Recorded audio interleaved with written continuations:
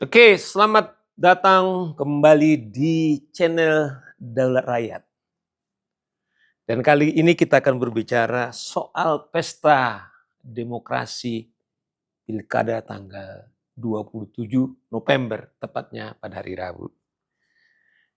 Kita sebut kawan-kawan sebagai pesta demokrasi, pesta maknanya adalah sukacita, bersenang-senang.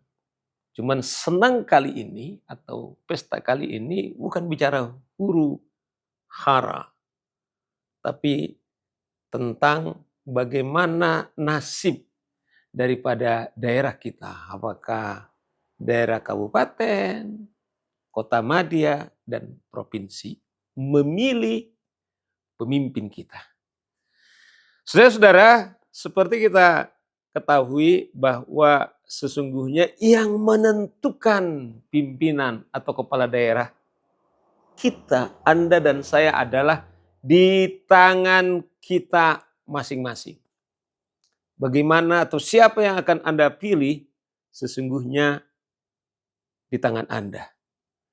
Oleh karena itu pastikan kawan-kawan sekalian bahwa tanggal 27 seperti saya sudah ada panggilan kepada bersama ini diberitahukan kelompok penyelenggara pemungutan suara mengundang saudara Saur Siagian. Nah, artinya kawan-kawan saya mau katakan satu suara sangat menentukan siapa akan terpilih. Karena satu suara itulah awal daripada 100 suara, 1000 suara, kemudian 1 juta suara. Artinya itu ada diakumulasikan. Artinya bagaimana sakralnya satu suara yang kita miliki.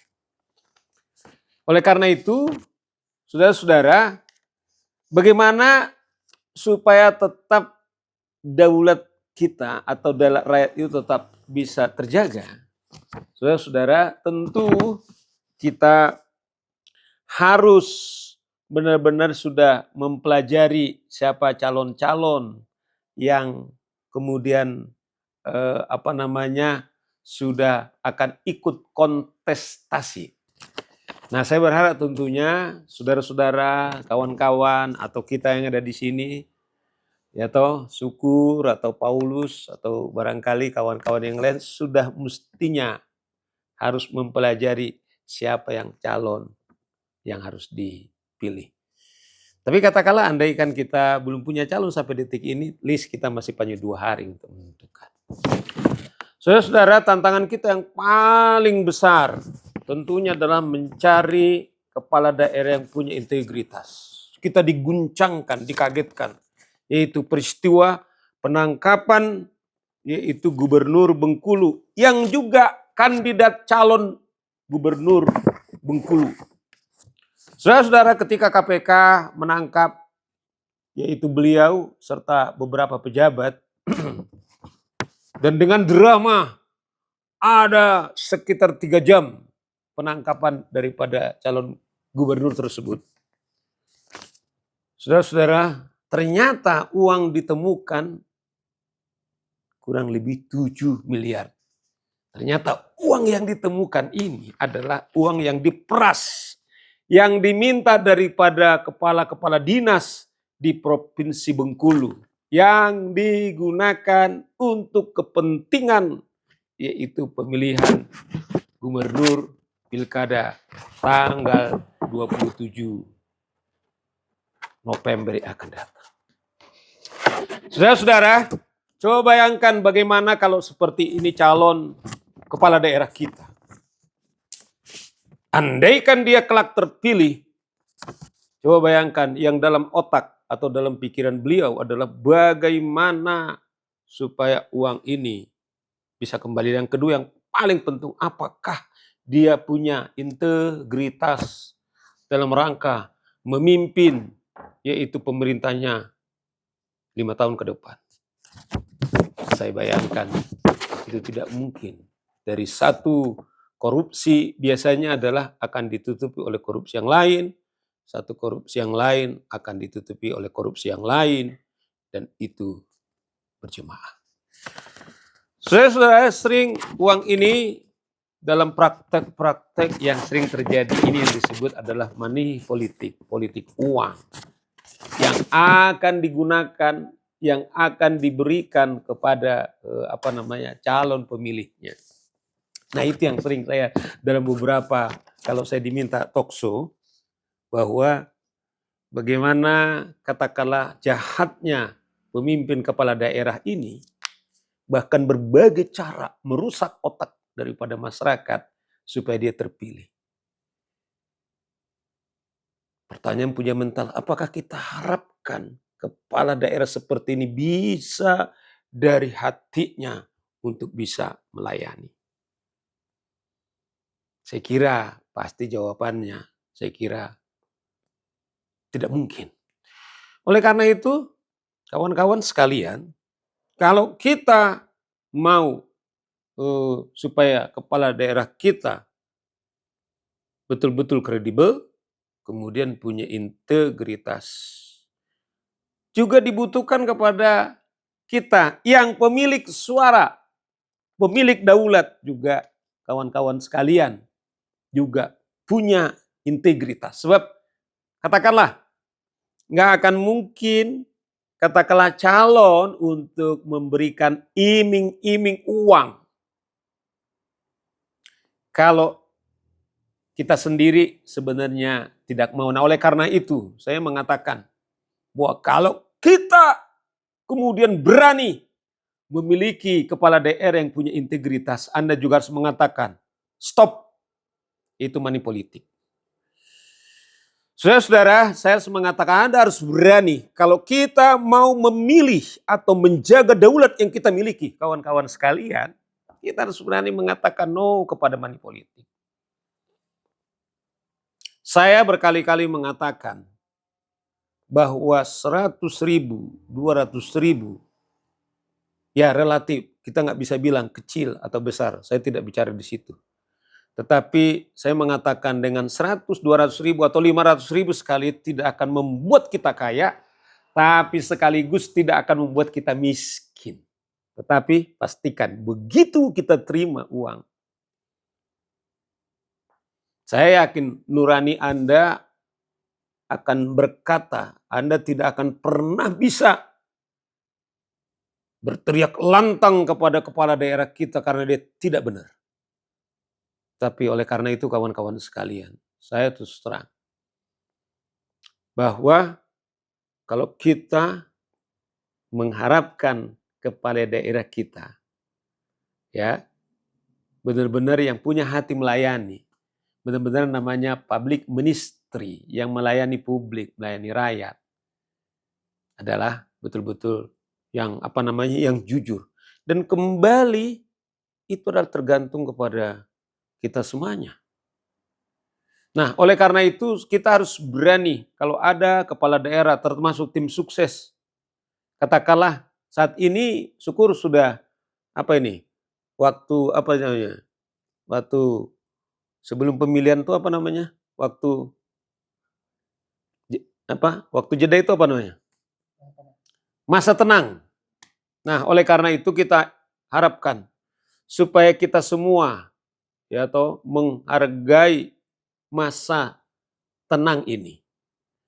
Jadi kita berharap jangan sampai ada yang mengotori, baik melalui kampanye, apalagi yang sering, yaitu namanya serangan pajar. Ya, saya terus terang beberapa waktu yang lalu ada seorang menelpon saya. Dia bilang, Pak Saur kenal nggak dengan nama ini disebut lah. Nah, dia bilang karena temennya kan mau ikut salah satu calon kepala daerah di salah satu kabupaten. Dia bilang ada 68.000 suara yang akan diperebutkan dengan 5 calon. Dibilang begini, dengan kita memilih atau kita dapat memperoleh 25.000 suara, kemungkinan kita besar menang. Dan oleh karena itu, ada nggak Pak Saur yang punya investor yang bisa meminjamkan sekitar 7,5 miliar? Yang dengan konsesi, dia bilang begini, nanti dia akan memilih program mana dari pemerintah atau kabupaten yang terpilih tersebut nanti terpilih yang akan dipilih oleh yang meminjamkan uang tersebut. Saudara kawan-kawan sekalian, coba bayangkan. Dia mengatakan dia tinggal memilih. Itu baru satu contoh, yaitu adalah amplop 300.000 per 25.000 suara. Coba bayangkan bagaimana kebutuhan baliho, tim sukses, kemudian kaos macam-macam. Berapa? Nah, inilah bagaimana tragisnya. Artinya adalah pemerintah itu andaikan dia terpilih, dia telah tersandera dengan utang-utang kepada katakanlah yang orang yang meminjamkan. Tentu kita coba bayangkan bagaimana kita berharap bahwa dia akan memfokuskan pelayanan kepada publik. Saya kira nonsens. Nah, oleh karena itu kawan-kawan sekalian, pada saat nanti ada saat serangan fajar, barangkali kita berharap bahwa ada warga yang datang dengan lantang mengatakan kami tidak mau, tidak butuh uang seperti ini. Sehingga kita harapkan bahwa nanti kita akan mendapatkan pemilu yang berkualitas dan juga pemimpin daerah yang betul-betul jujur, yang betul-betul punya integritas dan juga punya hati. Nah, dan tentu bukan saja hanya kita harapkan yaitu pemilih, kawan-kawan sekalian, tetapi juga apa? Penyelenggara. Itu di sini adalah KPU. Karena mereka ini wasit. Kita juga berharap supaya wasitnya juga bukan wasit yang bisa dibeli, mengatur skor. Maksudnya adalah itu dalam permainan bola, tapi mengatur perhitungan suara. Oleh karena itu kita berharap KPU, Bawaslu, termasuk juga teman-teman kita yang tim sukses. Saudara-saudara, bahwa Anda semua stockholder itu sangat menentukan bagaimana kualitas demokrasi, bagaimana daulat rakyat terpelihara adalah kepada kita semuanya. Nah, kepada kawan-kawan semuanya, mari kita berbondong-bondong ya, datang ke bilik suara tanggal 27 November, tepatnya hari Rabu. Saudara-saudara, saya membaca survei bahwa pemilih antara usia 17 tahun sampai dengan 39 tahun sekitar 55%. Artinya adalah pemimpin kita nanti ditentukan oleh anak-anak muda. Nah, yang sering terjadi seperti ini kalau libur, saudara-saudara, karena hari Rabu adalah hari libur. Nah, sering bahkan ini digunakan untuk berlibur. Kita tidak melarang siapapun untuk pergi melibur, tapi saya dorong. Ya, kita datang bilik suara, tetapi tidak berhenti di situ. Kita juga mengawasi. Kalau saya biasanya begitu. Begitu pemilih, minimal di tempat saya memilih, sampai selesai saya ikut menongkrongi ya perhitungan suara. Saudara-saudara, artinya suara kita bukan sekedar kita memberikan atau meletakkan ke bilik, tapi juga kita menjaga juga sehingga betul-betul terjaga, yaitu suara atau warga negara yang memilih sehingga suaranya tetap terjaga sampai dengan ke KPU yang tertinggi dalam hal ini kalau dia kabupaten ke ibu kota kabupaten atau kepada provinsi. Nah, dengan demikian kawan-kawan sekalian, Anda boleh datanglah kita bersama dengan kawan-kawan keluarga kita dan kita juga ingatkan kawan-kawan kita apakah melalui WA kita, melalui sosial media kita untuk kita pastikan bahwa tanggal 27 November kemudian hari yang sakral, hari yang menentukan yaitu pemimpin kita 5 tahun ke depan di daerah kita masing-masing. Dan oleh karena itu kawan-kawan sekalian, kita sisihkan, kita datang ke sana dengan sukacita. Sehingga Indonesia yang bersih, pemerintahan yang bersih, kemudian kita peroleh. Nah, oleh karena itu kawan-kawan kalian, selamat kepada kita semua. Dan ingat, kawan-kawan sekalian, kalau Indonesia ini maju, tergantung yang saya tadi katakan, suara kita masing-masing. Dan sekali lagi, katakan no kepada money politik. Sehingga kita sebagai warga negara kemudian merdeka, kemudian kita akan bisa selama 5 tahun menongkrongi. Kemudian kalau kepala daerah kita tidak benar, kita teriaki. Karena kitalah sebagai pemilik daulat yang menentukan dia kepada kursi pemerintah tersebut. Dan juga kita somasi, kita juga ingatkan, kita peringatkan keras kepada calon-calon kepala daerah. Saudara-saudara Anda, kalaupun memang Anda katakanlah mencalonkan kepala daerah, ingat bahwa ini bukan soal kekuasaan. Tapi ini adalah pesta demokrasi, adalah alat untuk melayani rakyat.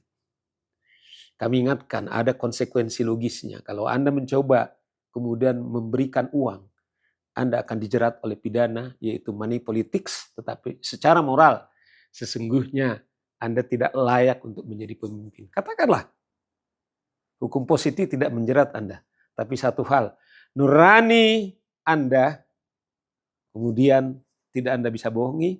Dan kedua, selama saudara memimpin, Anda tidak akan bisa memimpin secara merdeka, Anda tidak akan memimpin secara bebas, Anda akan sudah dijerat atau diikat oleh